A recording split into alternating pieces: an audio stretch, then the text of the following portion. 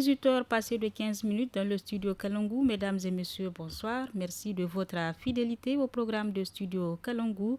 Bienvenue dans le nouveau numéro du forum de studio Kalangu qui parle ce soir des violences basées sur le genre à l'encontre des femmes en situation de handicap dans les services. Les violences basées sur le genre sont courantes dans le monde entier. Selon les estimations de l'Organisation mondiale de la santé, environ une femme sur 3 dans le monde a été victime de violences fondées sur le genre à un moment de sa vie. Au Niger, l'enquête nationale des violences basées sur le genre de 2015 révèle que toutes les formes de violences basées sur le genre sont présentes au Niger et les femmes en situation de handicap subissent ces mêmes violences que les autres femmes.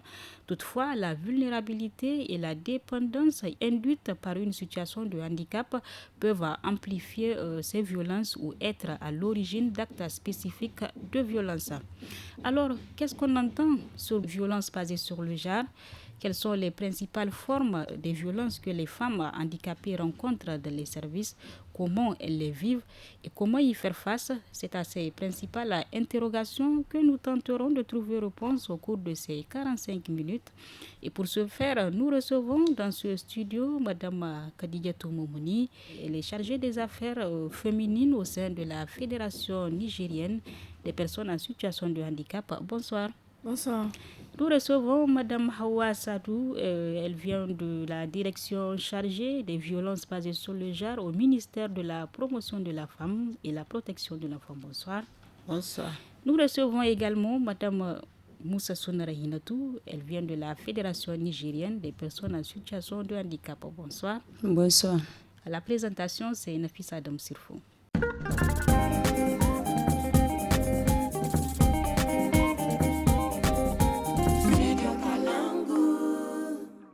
Merci, chers invités, de nous avoir honorés de votre présence.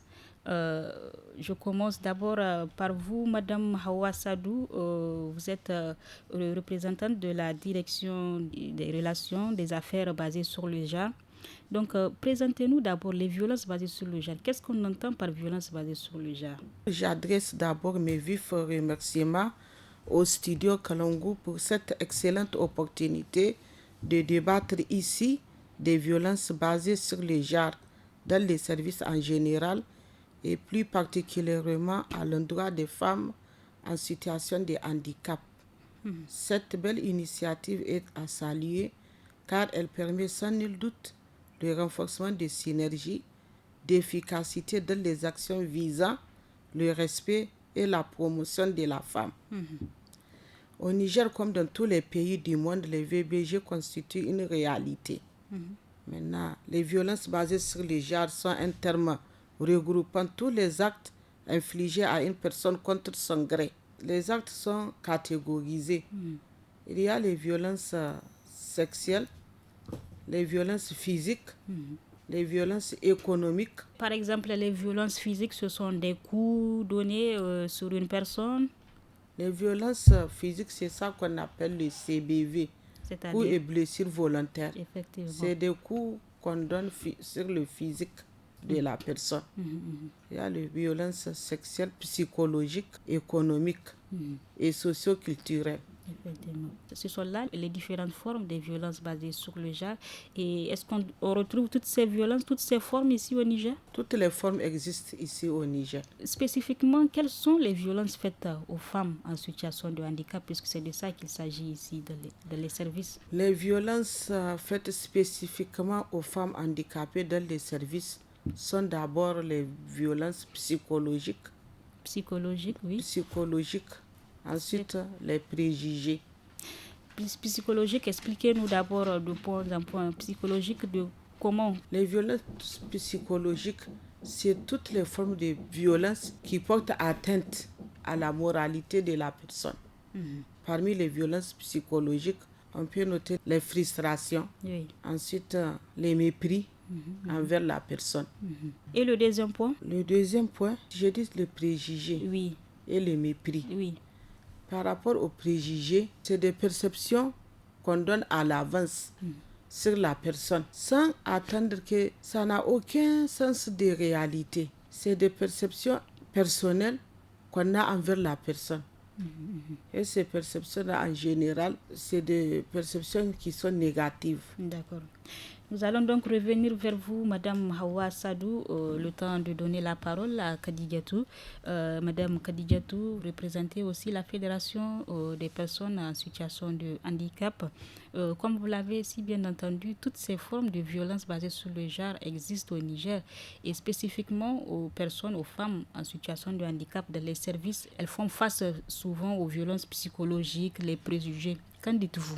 Alors, merci beaucoup, Madame Nafissa, pour cette occasion que vous nous donnez et que le studio Kalangu nous donne également pour pouvoir parler de cette question, la violence à l'égard des femmes handicapées, violence basée sur le genre. Effectivement, elle a parlé des violences psychologiques basées sur les préjugés.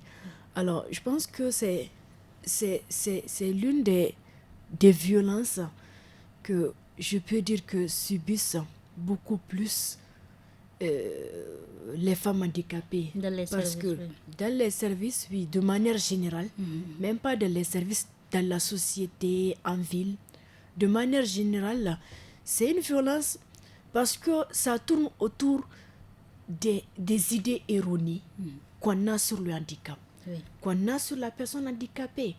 On pense que, et surtout quand vous prenez certaines catégories de handicap, rien qu'en voyant la personne, c'est comme si c'est un problème. Effectivement. Donc, il y a des idées qui sont là, il y a des conceptions, des perceptions préétablies qui sont là autour de la question et qui fait en sorte que la personne a du mal à s'intégrer dans la société.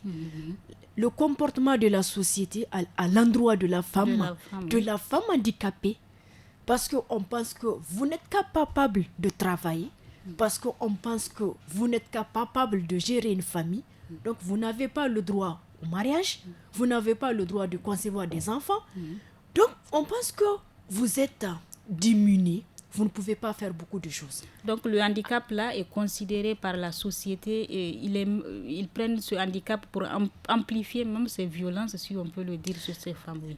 Absolument, absolument. C'est vrai que quand on parle de violence basée sur le genre, là c'est toutes les femmes. Oui. Toutes les femmes. Et pourquoi on dit que la femme handicapée, elle est dans une situation de double discrimination? Parce que quand on parle de violence basée sur le genre, c'est pour toutes les femmes. Oui. Maintenant, quand elle a un handicap, et ça s'ajoute. Oui. Donc, c'est vraiment une réalité. Et les violences psychologiques, comme je le disais, la société a du mal à accepter la personne. Alors, souvent, si la personne n'est pas, si je peux le dire, travaillée, c'est-à-dire si on n'a pas fait en sorte que, de son côté, qu'on casse les barrières internes, c'est-à-dire elle-même, la femme handicapée elle-même, si elle accepte qu'elle n'est pas comme toutes les autres femmes, donc elle ne peut pas faire beaucoup de choses, alors ça va créer ce qu'on appelle les barrières internes. Elle va se limiter elle-même. Et ça crée des violences. Parce qu'elle va avoir des problèmes, même dans sa famille. Même dans la famille, sa propre famille, ça va être des problèmes. Et si jamais c'est une femme mariée aussi, ça peut créer des problèmes aussi au niveau de l'autre famille, de sa belle famille. D'accord. Donc autant de problèmes liés à la femme handicapée. Madame Rahinatou, qu'en pensez-vous vraiment de ces violences basées sur le genre? C'est une réalité, comme l'a dit Madame Kadidiatou tout de suite. Et merci beaucoup, Madame. C'est bel et bien une pure réalité, les violences basées surtout au niveau des femmes handicapées. Mais quand vous prenez, c'est comme si c'est par catégorie d'handicap. Par exemple, moi, à mon niveau, les plus violentées, ce sont les femmes déficientes intellectuelles, psychologiques et mentales. Oui. Parce qu'elles n'ont même pas d'école spécialisée d'abord. Elles ne sont pas scolarisées d'abord. Ça, c'est un d'abord. À plus forte raison, s'attendre à un travail. Oui. Ça, c'est un. Maintenant, la deuxième catégorie des femmes handicapées et qui ont aussi ces problèmes, je peux dire que c'est les femmes atteintes d'albinisme. Oui. Parce que les conditions de travail ne sont pas bien réunies. Nous avons la chance d'avoir une représentante qui va nous parler. Exactement. Et la troisième catégorie, c'est les femmes sourdes, handicapées sourdes, parce qu'elles ont un manque d'interprètes en langue de signes au sein des services. Quand vous voyez une femme sourde, soyez rassuré que même si elle a fait des études, c'est pour être enseignant. L'enseignement, c'est dans les écoles également destinées aux enfants sourds. Et l'enseignement aussi, c'est seulement au niveau des écoles spécialisées ou bien des écoles intégratrices. Bon, maintenant, on tente à aller vers l'éducation inclusive. On retrouve certaines dans d'autres écoles ordinaires. Et c'est rare. Quand vous prenez aussi les femmes handicapées visuelles, elles ont un problème d'assistant personnel. Parce que quand tu es au sein d'un service, tu as besoin aussi d'un assistant personnel. Donc, il y a ce problème aussi. Maintenant, au niveau des femmes handicapées locomotrices, c'est les problèmes d'accessibilité au service. Les accès ne sont pas faciles. L'endroit ne sont pas accessibles. Quand vous prenez les bureaux de table ne sont pas accessibles. L'entrée au bureau même, ce ne sont pas accessibles. Les conditions ne sont pas créées. Ne sont pas réunies. Quand vous prenez. Et voilà, c'est ça que vivent la femme handicapée. Donc c'est bel et bien une réalité. C'est bel et bien une réalité. Quand vous prenez dans les services, vous allez voir, même s'il y a des femmes handicapées, c'est 1% dans les services de l'État. Les femmes handicapées qui travaillent, c'est dans les privés. Et dans les privés aussi, la majorité sont au niveau de leur association. Donc c'est un grand problème. C'est un très grand problème.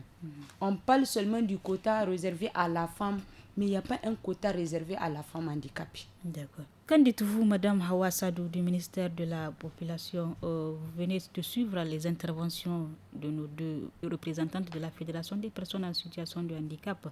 C'est bel et bien une réalité, ces violences basées sur le genre à l'encontre de ces femmes handicapées dans les services. Comment vous analysez vraiment la situation? Et que pensez-vous du fait qu'il n'y ait pas assez de femmes recrutées à base du quota? Par rapport qu'il n'y ait pas l'existence des femmes, je ne m'aligne pas à leur idée parce que c'est une loi qui a été votée à l'Assemblée nationale, une loi qui donne des opportunités, qui donne un quota de 5% pour tout recrutement à la fonction publique en faveur des personnes handicapées. Cette loi existe, ça a été voté par l'Assemblée nationale.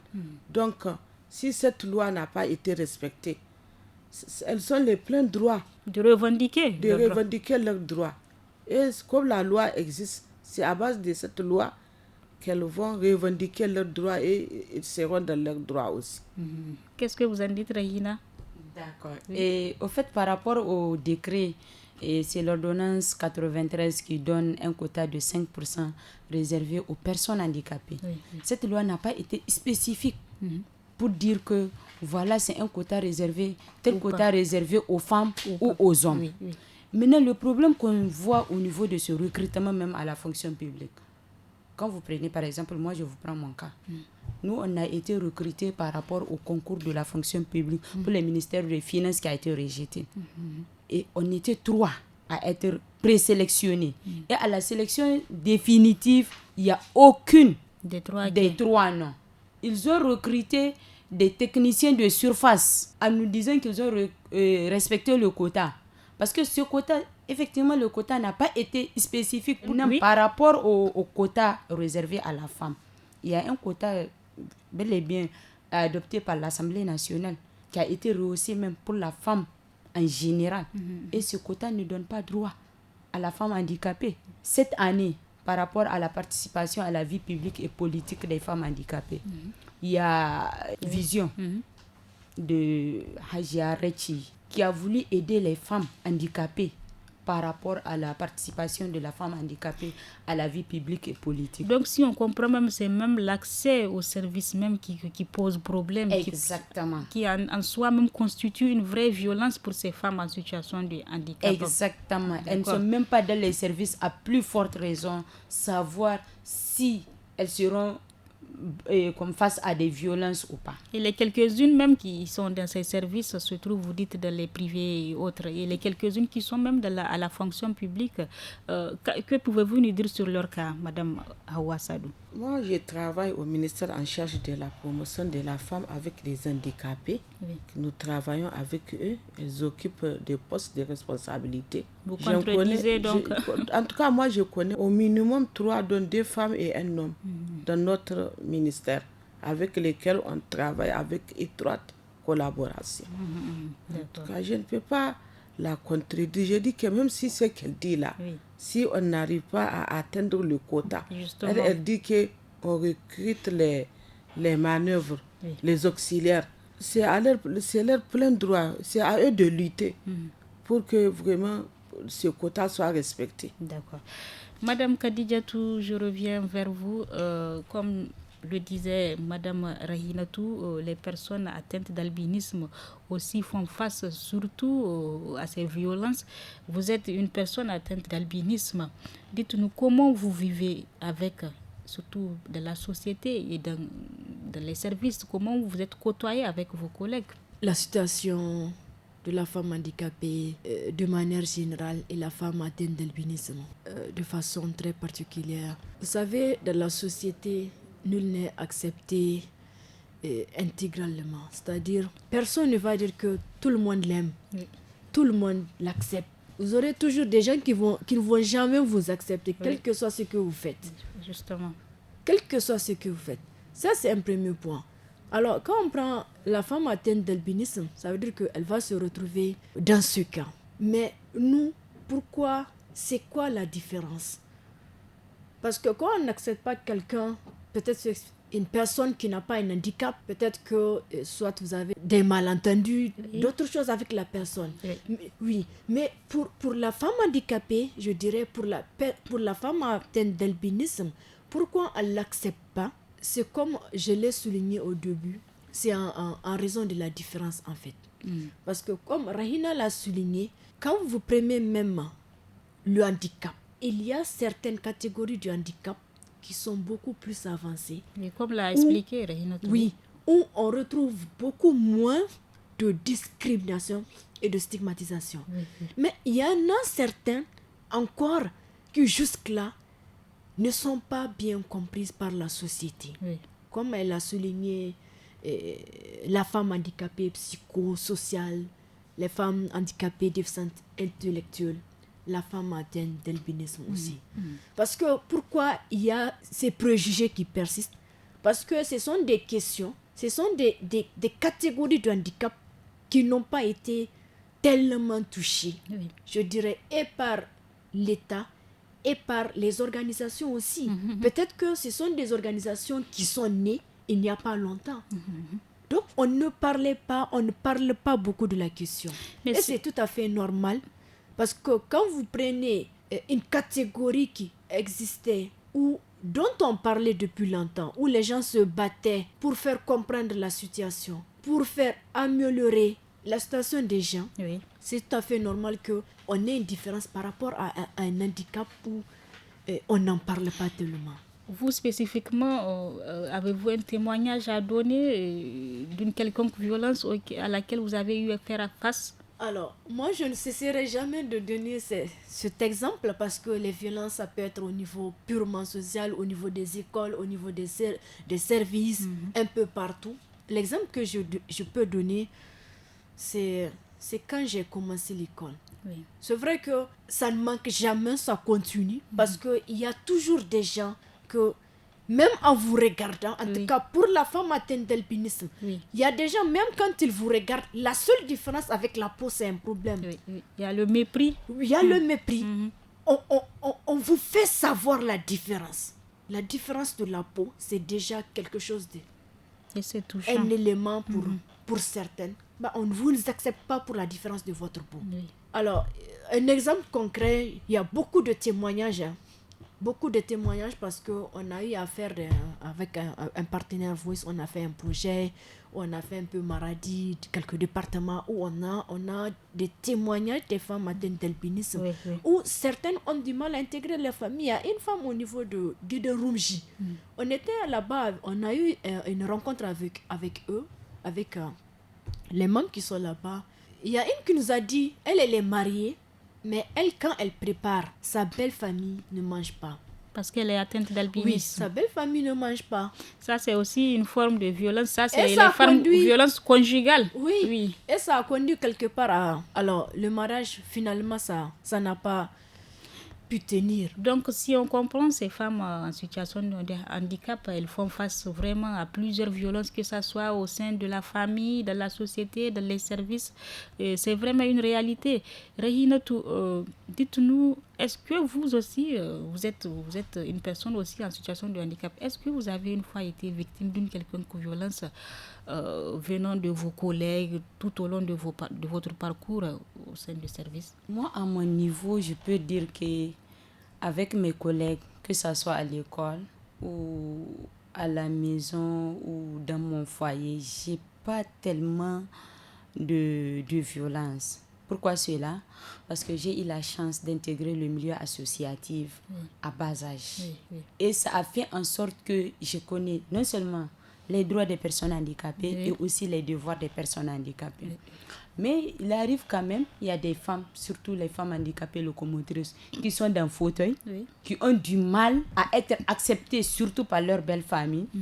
Et par malchance pour eux, si elles tombent enceintes, c'est là qu'elles vivent vraiment une calvaire. Si je peux me permettre de... Oui, mais spécifiquement, comme on est là pour parler vraiment des violences au sein des services, quel exemple vous pouvez, quel témoignage sur ce cas? Au niveau des services, et je vous ai dit pour la femme handicapée locomotrice, c'est surtout l'accès au service. Vous allez voir, il y a une personne handicapée, on lui donne un bureau au 3e étage. Même si la personne est avec béquille, même les carreaux, sur chaise roulante, même si la personne est sur béquille même, ou bien c'est une personne qui boite, même les simples carreaux des maisons, il y a des carreaux qui ne sont pas accessibles aux personnes handicapées. Il y a des carreaux qui glissent, les tables bancs, les bureaux ne sont pas accessibles pour ces femmes-là. Madame Hawa Sadou, vous disiez plus haut que vous travaillez également avec des personnes en situation de handicap au sein du ministère. Comment ces femmes-là, ou bien ces personnes en général, comme il y a également des hommes, comment ils vivent leur handicap dans les services? Comment ça se passe? Les VBG constituent en général une réalité. Mais nous, ici, au niveau de nos services, vraiment, c'est le social.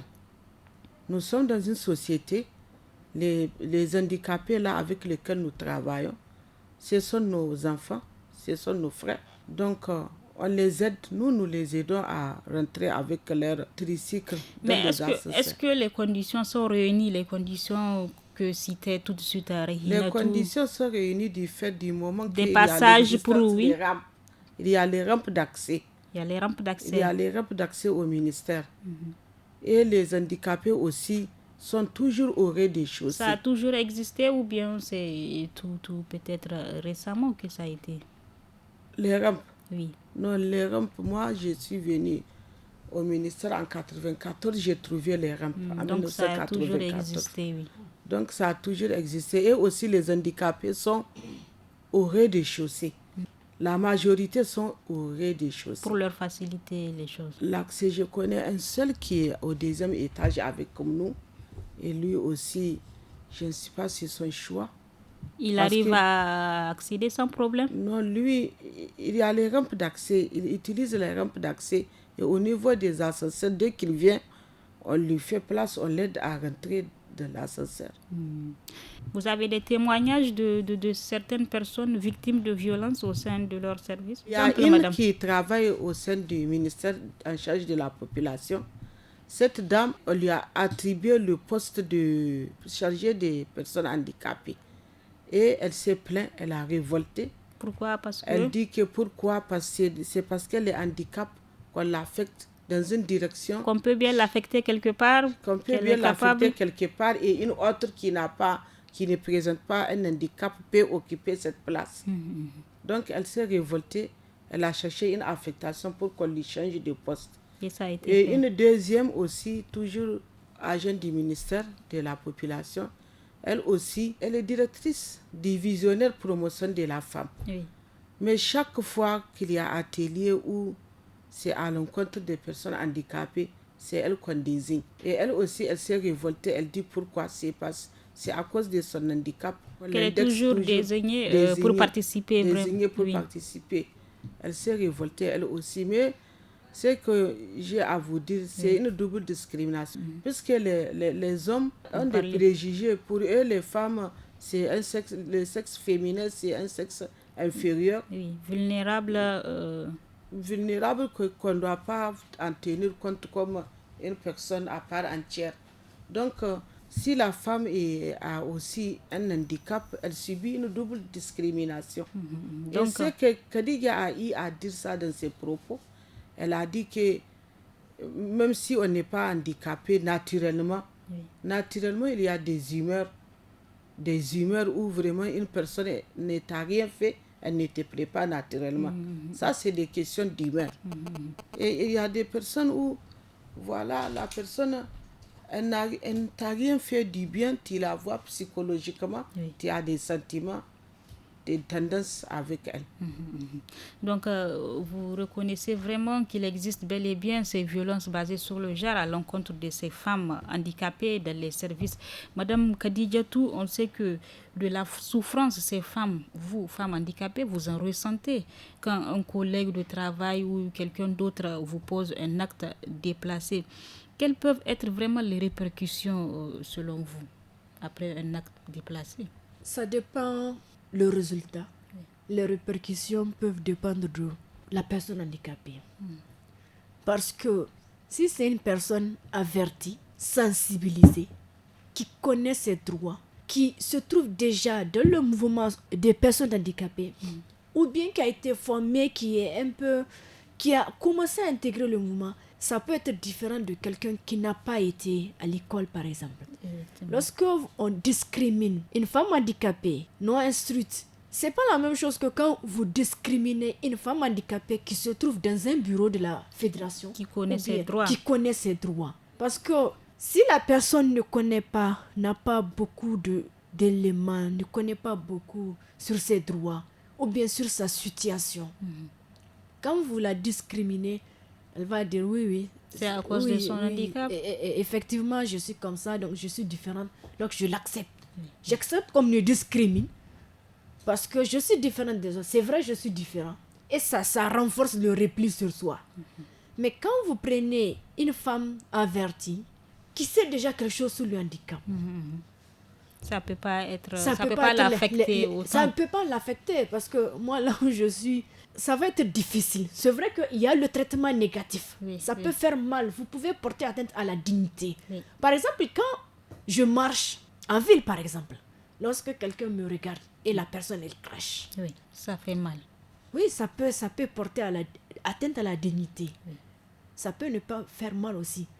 Parce que pourquoi la personne a craché? C'est elle qui ne connaît rien en vérité. Justement. C'est elle qui ne connaît rien. Parce que quand vous voyez de la même manière qu'on a besoin du jour et de la nuit, de la même manière qu'on a des personnes grandes et des personnes petites de taille, de la même manière qu'on a des personnes claires et des personnes de peau noire, toutes les couleurs. Et c'est de cette même manière qu'on a cette différence. C'est de cette même manière qu'on va avoir des femmes handicapées visuelles, des femmes handicapées avec albinisme, des femmes handicapées déficientes intellectuelles, des femmes handicapées sourdes. On en a besoin, l'humanité en a besoin pour sa diversité. C'est peut-être la réalité de la nature, oui. Et c'est pas parce que la personne a un handicap qu'elle peut être dominée. On a des capacités. On peut faire beaucoup de choses. Et c'est pas pour rien aussi qu'on a ce qu'on appelle la Convention relative aux droits des personnes handicapées, à son article 8, qui parle de la sensibilisation. C'est pas pour rien qu'on a demandé aux États de sensibiliser. Et c'est déjà une très bonne chose ce que vous faites, parce que la Convention a demandé aux États de faire en sorte que les médias fassent la promotion des droits des personnes handicapées, qu'on les présente sous un angle positif, qu'on puisse montrer leur capacité, leur contribution au développement de leur nation, de leur communauté. Alors, si quelqu'un me discrimine, ça veut dire que c'est elle qui ne connaît rien. D'accord. Madame Rahinatou, les violences, ça existe, souvent ça atteint à la dignité même de la personne. Vous représentez la Fédération nigérienne des personnes en situation de handicap. Au sein de cette fédération, qu'est-ce qui est fait pour vraiment assurer une protection, un meilleur épanouissement à ces femmes handicapées et surtout même au sein des services, l'accès même au sein des services? Qu'est-ce qui est fait au niveau de la fédération? Et je te remercie vraiment pour cette question. Et je profite aussi de t'informer que tout récemment, la fédération, moi j'étais désignée avec Kadidia pour représenter les femmes handicapées leaders à un atelier sous-régional organisé par la Fédération ouest-africaine des associations des personnes handicapées, qui a regroupé une quarantaine de pays à Ouagadougou. Oui. Et lors de cet atelier-là, vraiment chapeau a été donné au Niger. Parce que c'est seulement au Niger qu'au sein de la fédération, les femmes handicapées ont un droit. Oui. Comme ça se doit.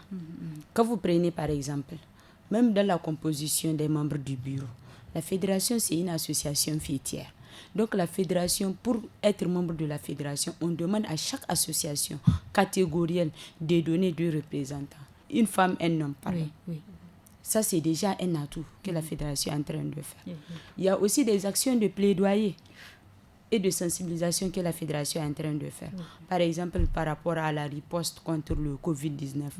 En collaboration avec le CICR, la fédération a formé plus de 265 femmes handicapées pour la fabrication des masques artisanaux. Ça aussi, c'est pour permettre à ces femmes-là de connaître leurs droits et aussi de résoudre leurs problèmes de mendicité et surtout la pauvreté. Oui. Quand vous prenez, il y avait aussi un projet au sein de la fédération, le projet Voice, qui est là pour la participation à la vie publique et politique. Et ce projet-là a permis à peu près 65 femmes, 65 personnes handicapées, dont une vingtaine de femmes, à postuler Oui. À des postes. à des postes politiques. Oui. Moi, j'ai postulé en tant que conseillère régionale. Très malheureusement, ça n'a pas abouti. Mais quand même, c'est une avancée. Grand chose, beaucoup de... Exactement. Beaucoup d'efforts sont faits au niveau de cette fédération. Exactement.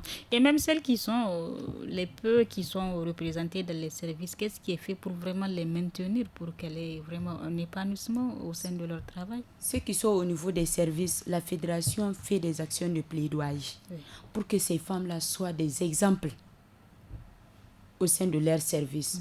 Par exemple, moi, je suis au niveau de la fédération en tant que chargée d'inclusion. Et mon rôle consiste à voir au sein de ces projets-là, est-ce que le handicap est respecté?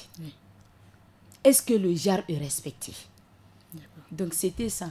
Maintenant, ces femmes qui occupent des postes, les femmes handicapées qui occupent des postes, la fédération est là en train de renforcer leurs capacités pour qu'elles soient des exemples, pour qu'elles ne donnent pas des mauvaises images, pour que ces sociétés-là disent qu'on en a marre. D'accord, des efforts sont vraiment faits au niveau de la fédération. Madame Hawa Sadou, au niveau du ministère de la promotion de la femme, quel est le dispositif qui est peut-être mis en place à votre niveau pour protéger ces femmes handicapées en cas de quelconque violence ou bien pour leur épanouissement même? Bon, le dispositif pris à l'encontre des femmes handicapées pour leur épanouissement, le gouvernement de la 7e République a pris des dispositions conformément à ses engagements nationaux et internationaux à travers plusieurs textes souscrits par le Niger. Il y a d'abord la loi numéro 2019-62 du 10 décembre 2019 déterminant les principes fondamentaux relatifs à l'insertion des personnes handicapées. Cette loi a été votée par l'Assemblée nationale et le décret d'application est en cours de validation. En dehors de cette loi, il y a la convention relative aux droits des personnes handicapées. Cette convention, le Niger a aussi élaboré une loi pour épuiser de cette convention les réalités, les textes qui sont conformes à nos réalités. Et maintenant, une fois la loi adoptée et son décret d'application, c'est en fonction de ça, les personnes handicapées seront vraiment bien protégées. D'accord. Madame Kadidiatou, qu'en pensez-vous de la mise en œuvre? Vous êtes optimiste? Je voudrais d'abord faire la loi dont elle parlait, 2019-62 du 10 décembre 2019. C'est toujours la loi de l'harmonisation. Parce qu'en fait, elle a parlé d'une loi qui a été prise suite à la ratification du Niger pour la Convention. En fait, c'est quand le Niger a ratifié la Convention en 2008, la CDPH, la Convention relative aux droits des personnes handicapées. Et dans les obligations des États, au niveau de l'article 4, il est fait obligation à chaque État d'harmoniser sa législation interne. Donc, nous déjà, avant la Convention, déjà l'ordonnance 93-012, c'était le premier test. C'était la référence sur les droits des personnes handicapées. Et c'est dans cette ordonnance qu'on parlait du quota de 5%. Justement. Donc, il y avait déjà cette ordonnance, la première. Il y avait des décrets sur la santé, il y avait beaucoup de tests sur les droits, soit des tests spécifiquement sur le handicap, ou bien des tests généraux qui prennent en compte le handicap. D'accord. Alors, quand on a demandé aux États, au niveau de l'article 4, les obligations des États, chaque État doit harmoniser. Et c'est suite à l'harmonisation, la Fédération, avec l'appui d'un de ses partenaires, la CBM, a entrepris en 2015 cette étude d'harmonisation. Et c'est suite à l'harmonisation qu'on a cette loi, la loi 2019-70 du 10 décembre 2019 sur les règles fondamentales de l'insertion des personnes handicapées. Alors, rapidement, comme nous sommes presque à la fin. On est optimiste. Les tests sont là. Quand on a des tests, comment mettre en œuvre des tests? Il nous faut des ressources. Et c'est là que se posent tous les problèmes. Vous savez, la fédération avait un fonds qu'on appelle Fonds de soutien aux personnes handicapées. Justement. Donc, en 2018, quand on a modifié les tests au niveau pour la gestion des comptes. Depuis 2018, la fédération n'a plus ce compte. On n'a plus de fonds. Le fonds de soutien, ça a disparu. Ça a disparu. Alors, quand on dit que dans un test, les enfants handicapés ont droit d'aller à l'école, ils ont droit à l'accessibilité. Ils ont droit à ceci, à cela. Ils ont droit à ce que les enseignants soient formés. Donc, il faut quoi? Il faut des ressources. Donc, c'est vrai, nous avons les tests, nous avons la CDPH, nous avons des ordonnances, nous avons les lois. On a beaucoup de choses, beaucoup de tests. Mais c'est l'application. Maintenant, c'est l'application, c'est les ressources pour appliquer. Merci. Alors, Rahinatou, nous sommes vraiment à la fin de cette émission. Comment mieux agir pour lutter contre ces violences basées sur le genre, surtout à l'encontre des femmes? Et que faire davantage pour maintenir même les femmes au sein des services handicapés? Et la fédération est en train de faire, avec l'appui de ses partenaires, c'est surtout d'avoir le soutien de l'État. D'accord. Le soutien de l'État par rapport à la sensibilisation des personnes handicapées eux-mêmes. Et surtout peut-être quelques conseils à ces femmes même qui sont dans les services? Les conseils que j'ai à donner, c'est vraiment de donner un bon exemple. De bien connaître les textes existants d'abord en faveur des personnes handicapées, qui sont l'ordonnance 93, les ODD, la CDPH. Parce que sans ces lois-là, la personne handicapée ne peut pas savoir s'il a des droits ou des devoirs. Merci bien. Madame Hawa Sadou, votre dernier mot, c'est la fin donc de cette émission. Et l'État a pris des précautions pour protéger les personnes handicapées. Parmi les précautions, nous avons la Constitution du 25 novembre 2011 à son article 22. Nous avons la Déclaration universelle des droits de l'homme. Nous avons la Convention sur l'élimination de toutes les formes de discrimination à l'égard des femmes, la Convention des droits de l'enfant, l'adoption d'une politique nationale genre en 2008 et révisée en 2017, l'adoption d'une stratégie nationale de prévention et de réponse au VBG. D'accord. Maintenant, il y a une campagne de 16 jours d'activisme. Chaque année, le 25 décembre de chaque année, on prend 16 jours de sensibilisation pour la protection des personnes handicapées et le cadre de concertation des intervenants en matière de lutte contre les violences faites aux femmes. D'accord. Donc, beaucoup est fait aussi au niveau du ministère de la Population. C'est ici que se referme ce forum. Merci, chers auditeurs et auditrices de Studio Kalangu. Comme vous l'avez si bien entendu, les violences basées sur le genre existent bel et bien ici au Niger. Et spécifiquement, les femmes handicapées aussi en subissent, surtout dans les services.